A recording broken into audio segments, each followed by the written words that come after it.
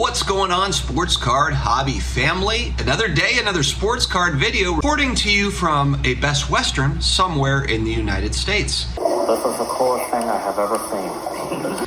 We've got eBay on the brain. Saw a good video yesterday by my hobby friend Neo Cards and Comics. Actually going to see him at Heroes Con in Charlotte on Saturday, talking about some changes that eBay is making to breaks. What's going on eBay Live? If you're new here and you're looking for just about daily sports card collectibles content, even with allergies, even in a hotel room. Yes, exactly. But we won't let you down. Hit that subscribe button down below. We appreciate all your support. All right, so eBay made kind of a blanket announcement, and as I've kind of gathered more information, I've been looking at the Twitter, I've been paying attention to Facebook groups and listening and watching, lingering out there, just watching people and seeing what the reactions are. From what I can gather, it seems to be that there was not any notice to this. It was people that were breaking on eBay Live, all of a sudden got a kind of a letter, got an email saying like, hey, we're changing some things up and you may or may not be a part of this moving forward. It looks like eBay is taking very seriously who they are going to allow on the platform as far as doing breaks, case breaks. I have seen an email. Frank, can we get that? Frank's traveling with us. Frank, can you get that picture up for us to show? This was shared to me by a viewer, so there is an email going out to certain folks saying, hey, do you want to be a part of the eBay case break group? So there's something brewing over there at eBay. And actually, I had my take on this yesterday when I saw this, and then I watched Sports Card Radio's live stream last night,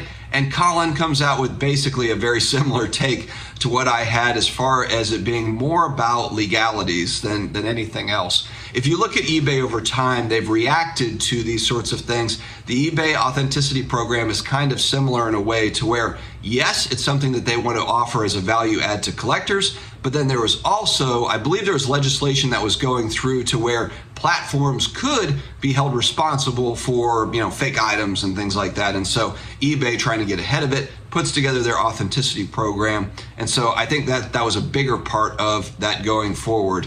And another great sentiment that Colin had shared last night that I share as well is, you have to be really careful that you're not a one-trick pony selling. If you are a dealer, if you are a seller, if you are operating in the hobby, or really in any business where you are heavily reliant, solely reliant on one large platform, because all it takes is one change, one small change, and it can have a major impact on your business. There's no doubt about that. I mean, even here on YouTube, it's really no different. If YouTube decides to change how they're going to do things, they change their algorithm, it could affect my channel, it could affect many, many channels. And as it sits currently, I don't have my own website where it streams to. I don't have any sort of a backup plan currently. Maybe that's a vulnerability. Maybe I should talk to the Sports Card Radio guys how to set up a proper website to be able to kind of make all the things work. Have some more outlets. I think the bigger question is, what do the other live streaming platforms do in response to this? Do they follow suit in the same way that eBay has, where they're going to kind of